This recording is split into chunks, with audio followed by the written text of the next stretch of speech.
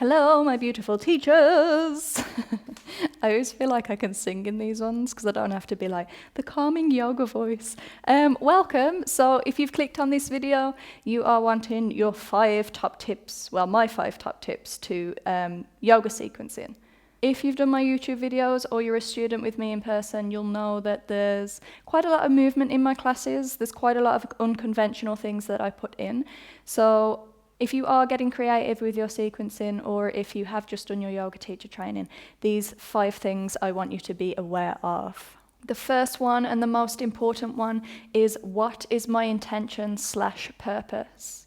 As we all know, a sankalpa plays a most important role in yoga. It brings intention to the practice, it brings purpose to it as well, and that's no different when you are yoga teaching. So things to think about is, why are you doing the things that you are doing in your class?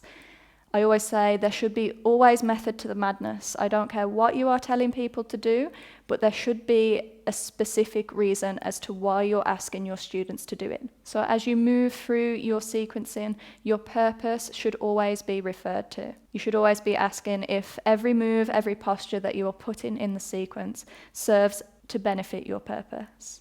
Also, in terms of your purpose, just think about, okay, what do I want to cultivate? Whether it's strength, flexibility, relaxation, awareness of a particular body area, or whether it's a particular philosophical theme, just make sure you've always got it in the back of your mind as you're planning your classes. Number 2 is think about what needs to be activated and what needs to be released. So literally put 2 columns on a piece of paper and think, okay, in regards to my purpose and my theme and where I'm going with this flow, what asanas can be used to activate the areas in the body in which I need, for whether it's be a peak pose or wherever you're going later down in the flow. And then on the other side, think about, okay, what needs to be released? Or after all this has been activated, what's going to feel good? Because we all know the importance of a balanced practice, right? It reduces the risk of injury. It makes people feel just more balanced as they walked out the class. So make sure you have equal part kind of activations and releases in order for your students to come back for more. Number 3 things to think about is, am I catering for most or the few?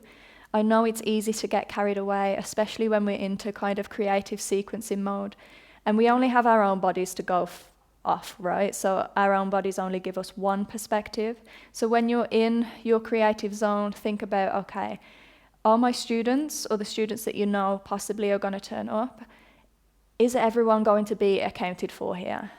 Is there variations and options available for people with all types of flexibility and strengths, just so we can include everyone within our class?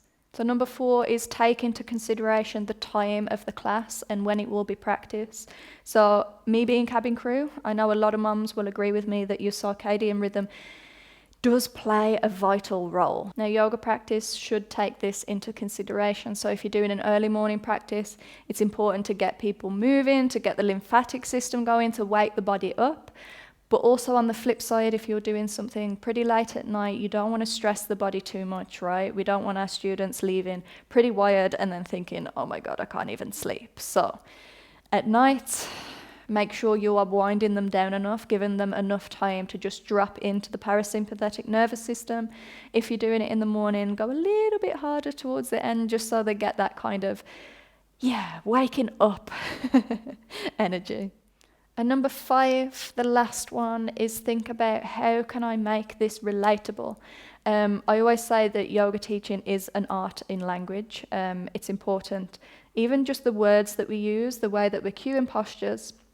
It's important that we're actually speaking a language that everyone can relate to, right? And this particularly comes for if you're sharing any kind of yoga philosophy. Always think about your audience and think about how you can send messages in a way that's going to be received, so that people are not lost in this kind of spiritual jargon, right? Which may make sense to us as teachers, but may not make sense to the 9 to 5, Monday to Friday stressed out workman, yeah? So really just be aware of your audience, be aware of any things in which you can relate to, that you can pull the yoga philosophy into everyday life. And that's it, guys. Your 5 tips to think about when sequencing. If you liked it, hit a like. If you have any questions, or if you want any questions to be answered in one of these videos, just hit me up. And yeah, see you all soon. Mwah. All the love, always.